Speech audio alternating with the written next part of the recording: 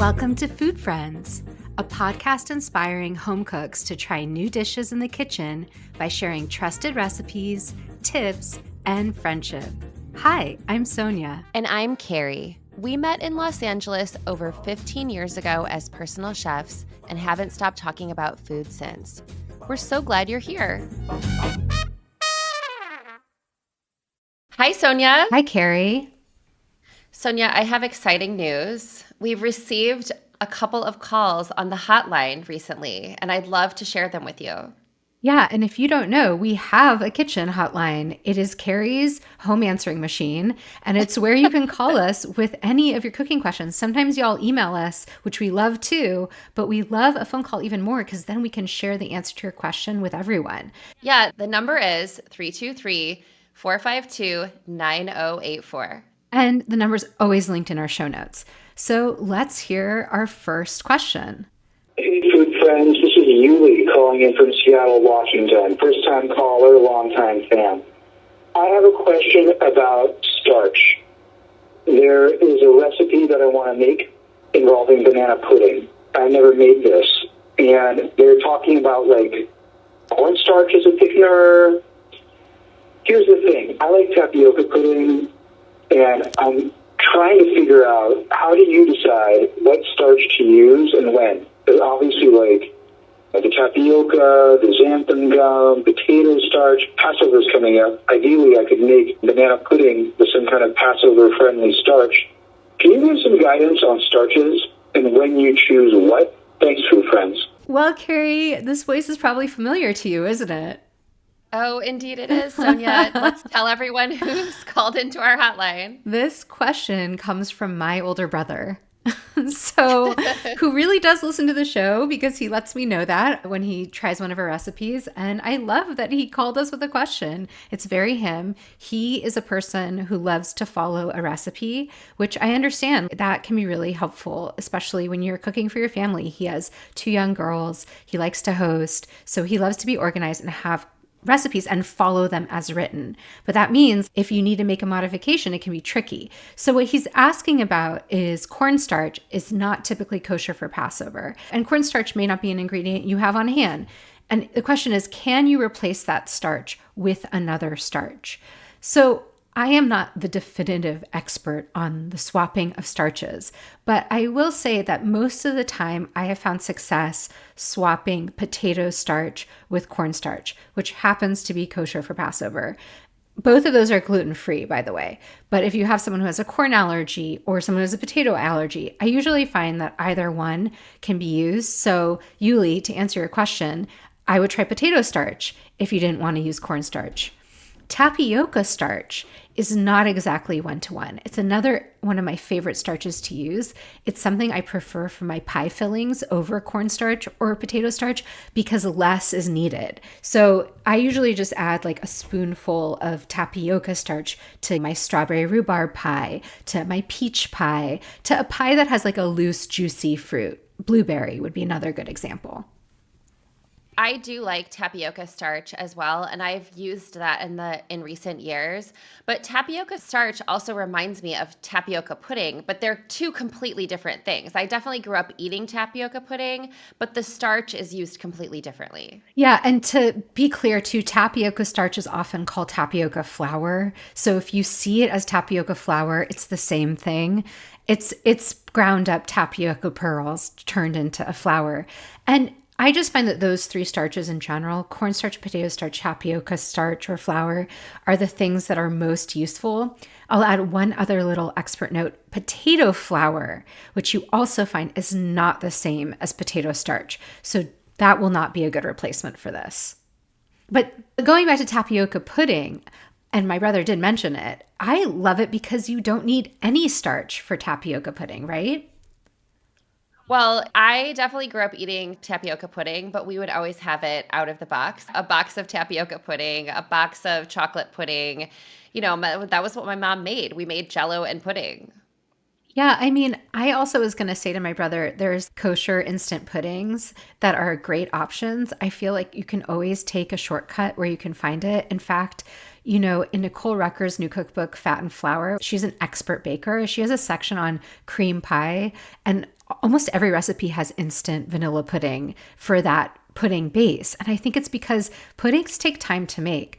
But I grew up on homemade tapioca pudding. It was something my mom would make. We would have tapioca pearls in our pantry, and that pudding is actually really easy to make. It sounds like, oh yeah, it's from scratch, and it's certainly harder than opening a packet and adding milk to it, but it is really fun to try if you've never tried it. You get small pearl tapioca, and you can do milk and cream or just milk. It's salt, eggs, sugar, vanilla. You're making a custard, but you don't have to add cornstarch. You don't have to have potato starch. Whereas when you're making homemade vanilla pudding or homemade chocolate pudding, typically almost every recipe I've ever made asks you to add starch as a thickening agent. Right. I really loved that Yuli asked this question about starches because I think people have a lot of questions about them. I feel like you're much more of an expert. But when I was growing up, my mom was also a teacher. She worked full time. My dad worked full time. And so taking these shortcuts was a way for her to get dinner on the table. We didn't go out to dinner very often. Like we always had home cooked meals. But in order to do that, we needed these shortcuts. And so I think it's also okay to give yourself permission to do that, you know? Didn't your mom have a vanilla pudding hack that she would do? My mom would make vanilla pudding out of the package as well, but she would generally do like a little bit of something extra. She would slice bananas or, she would make like a little layer, a couple of vanilla wafers, a little bit of vanilla pudding, and always a little bit of Cool Whip. Like my mom would make That's these the little, hack, the Cool Whip. So she yeah, would fold Cool it Whip. into the instant pudding or layer it. Or she would layer it kind of like a trifle, which of course we didn't call it a trifle when we were growing up. And it always felt special, even if it was just strawberry jello with some like frozen strawberries in it and like a little dollop of Cool Whip on the top. It was really nice. I think I mentioned this before, but it's been a while. Banana pudding is one of my husband Jonathan's favorite desserts of all time. It was the first dessert I ever made for him. We actually served little individual banana pudding mason jars at our wedding, which you were at. Yes. And so I've made banana pudding from scratch a number of times. I love that there's all the worlds. Like there's the quick weeknight banana pudding that you're talking about. Just like take your instant pudding mix, slice up some banana, add some whipped cream or some Cool Whip, make it fancy with very little effort. Or if you have time on a weekend and you want to make it from scratch, the way you make banana pudding is you make it your own vanilla pudding, which you thicken with cornstarch or potato starch. You slice banana into that. You got to get the vanilla wafers. That's an essential ingredient. It's also helpful to whip some cream and fold that into your pudding. It lightens it up. It's what Magnolia Bakery does that makes their banana pudding so famous. And let it sit and let it really have all the cookies dissolve into the pudding, have all the bananas infuse the pudding. It's one of the all-time great desserts. That's what Jonathan really loves, and to take the time to really make it by hand. And I always find like the hardest part of that is giving it the time to sit, right? Because it does improve so much with time and the flavor improves so much with time. But I think that's also a really great hack for anyone who wants to have a baby shower or a bridal shower or just like a nice brunch, especially given this time of year. You can bake that 2 days ahead of time before your event, and it's just like ready to go, and it's so impressive. It is so impressive. Sonia, we have another call, and it's not quite a question. So why don't we take a listen now? Hi, Sonia and Carrie. It's Kristen McCoy, one of your biggest fans. I just wanted to leave a quick tip about the brownies. Years ago, I heard a tip to always, and this is pertaining to the crackly top that y'all want, that we all want. If you cook the brownies 325 on the lower 1/3 of the oven, so more towards the bottom, you get a crackly top every time. Okay, friends, until next time. I'll never get tired of hearing about brownies. Never. I will never get tired of hearing about brownies. And on one of our recent episodes, I talked about how my husband made a brownie recipe, and it had that really crackly top. And I've been cooking for a very long time, but my husband is a very new cook. And we found a recipe. I sort of just threw it at him and like let him work on it. And those brownies turned out so delicious. And we actually gifted them to some friends for their birthday. But since then, we've made the same recipe 2 more times. And I love this tip of cooking it in the lower third of the oven to really ensure that you get that like crackly The lower top. third at 325. That is Yes. a very They take a interesting. long time. I mean, I've always heard about the stirring vigorously part. I know that's a part of getting that texture in a brownie that's different than cakes and cookies. But the fact that there's this clarity around the temperature you should cook it at, that makes sense to me. It's going to take a lot longer, but it's going to help develop that paper thin, shiny, glossy, crackly top, which I do think is sort of the ideal brownie.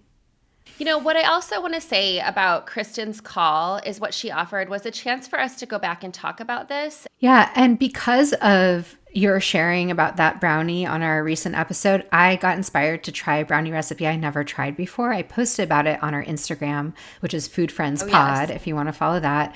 But it is the recipe from Brave Tart. Brave Tart is both a website and it's a cookbook, and it's one of my favorite baking cookbooks. The recipes work incredibly well. They're delicious and they tend to be a little rich, but I have been eyeing this brownie recipe for years, and I love these conversations because it's like reminding me, oh yeah, there's this one thing I haven't tried. Why don't I try it? I really love this recipe. I don't think it's for everyone. I think it's for the brownie lover who wants the glossy top. For sure, it achieves that. Perfect, crackly, glossy, shiny, gorgeous top. It is super dense and fudgy. So if you don't like a super rich fudgy brownie, if you like a little hint of cakiness or just something lighter, this is not your brownie. This is melted chocolate plus cocoa powder plus a lot of eggs. And the technique is a little different than I've seen in some other brownie recipes. But overall, I found it really simple. It does require a stand mixer. So the difference between your recipe, which is like you need no special equipment, you can just, but if you're a stand mixer kind of person, which I am, this was actually super easy. I love that it made a huge batch because I had to cater something and I needed like 20 desserts, and this makes 24 brownies. So it's kind of nice to have that in your back pocket if you're like having a birthday party or feeding a crowd. Yeah, it's nice to have those solutions. And I think you're testing out things, I'm testing out things. We're getting calls from our listeners. We're getting tips from our listeners. That's the kind of community that we're trying to create here. Yeah, it's the kind of community we really value. And so, yes, please call us with your questions, your tips, or just to say hi. We love hearing from you. And you can find all the recipes linked in our show notes. And a big thank you to Yuli, Sonia's brother, and our listener, Kristen, for calling in this week. Till next time. Bye. Bye. Thanks for being our food friend. If you enjoyed our podcast, please subscribe, leave us a review, and share this episode with friends. We love hearing from you, so follow us on Instagram or drop us a line at foodfriendspodcast.com. Yes, we'd love to hear from you and your food friends. Happy cooking and eating.